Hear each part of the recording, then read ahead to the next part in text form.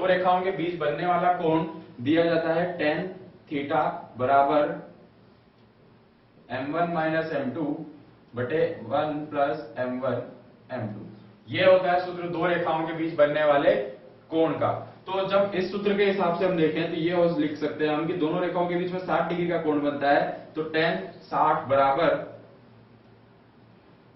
m1 minus दूसरी रेखा का हमें दिया गया है 2, हम किसी को भी लें, m1 को लें या m2 को लें कि m1 दी गई है 2 या m2 दी गई है 2, कोई भी हम लेकर दूसरी ढाल निकाल सकते हैं। तो हम ले सकते हैं कि m1 हमें नहीं दी गई है और दूसरी वाली हमें दे दी गई है 2, ये हो जाएगा 1 प्लस 2m1।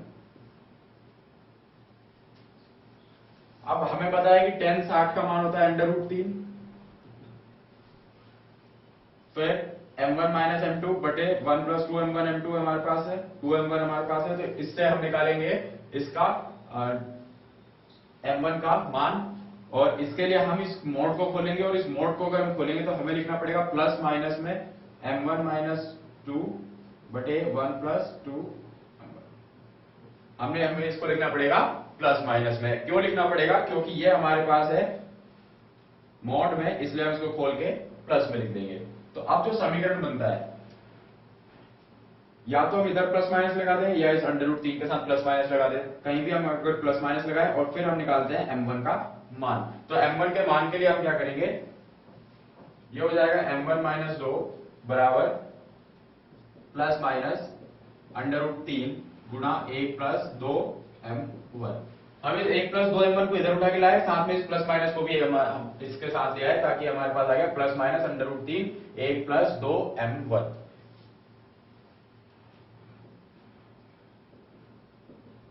इसको अंदर गुणा करेंगे तो प्लस माइनस √3, और फिर ये हो जाएगा प्लस माइनस √3 2 गुणा m1। हमने इस प्लस माइनस √3 को अंदर गुणा किया, ये हो गया प्लस माइनस √3 प्लस माइनस √3 गुणा 2 गुणा m1। अब हमें निकालना है m1 का मान, इसके लिए हम क्या करते हैं, इसको इधर ले आते हैं m1, ये आएगा माइनस प्लस 2 √3 m1 बराबर plus minus √3 plus 2। Minus plus में क्यों आएगा? क्योंकि ये जब प्लस होगा तो ये माइनस हो जाएगा, जब ये माइनस होगा तो ये प्लस हो जाएगा। तो ये आ जाएगा माइनस प्लस 2 √3 m1 बराबर प्लस माइनस √3 प्लस 2। इसलिए अब हम m1 इसमें से कॉमन ले लेते हैं, तो ये बचता है 1 माइनस प्लस 2 √3 बराबर प्लस माइनस √3 प्लस 2, और इससे m1 का मान आ जाएगा m1 बराबर 2 प्लस माइनस √3 बटे 1 माइनस प्लस 2 √3। ये आ गई उस दूसरी रेखा की ढाल। अब ये उस दूसरी रेखा की ढाल आ चुकी है, और अगर हमें इस दूसरी रेखा का समीकरण भी ज्ञात करना हो तो उस दूसरी रेखा का समीकरण ज्ञात करने के लिए हमारे पास ढाल है, बिंदु दिया गया है 2 और 3, तो हम उस रेखा का समीकरण भी ज्ञात कर सकते हैं।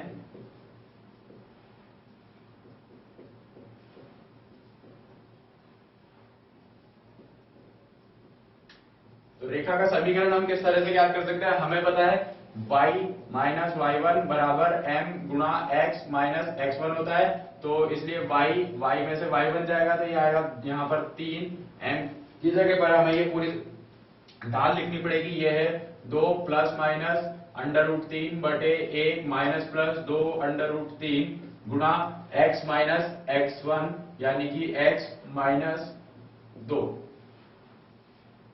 ये होगा उस रेखा का समीकरण। इसके लिए हमें इसको अगर गुणा भी करके लेकर आना पड़ेगा, तो उस रेखा का समीकरण बन जाएगा।